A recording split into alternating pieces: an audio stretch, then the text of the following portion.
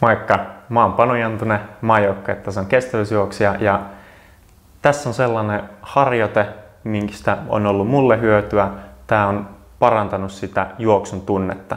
Tämän harjoitteen ansiosta musta tuntuu, että joku nostaisi mua kohti taivasta, jolloin juoksuun tulee lisää ilmaa ja fiilis on paljon parempi. Harjoitus tehdään selin makuulta lattialla.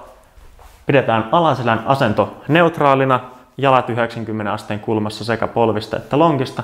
Ja tästä viedään kantapäitä kohti lattiaa niin kauan, kunnes menetetään alaselän neutraali asento.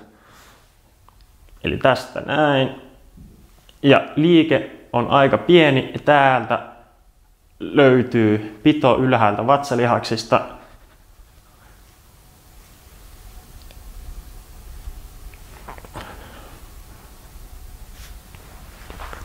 Yes.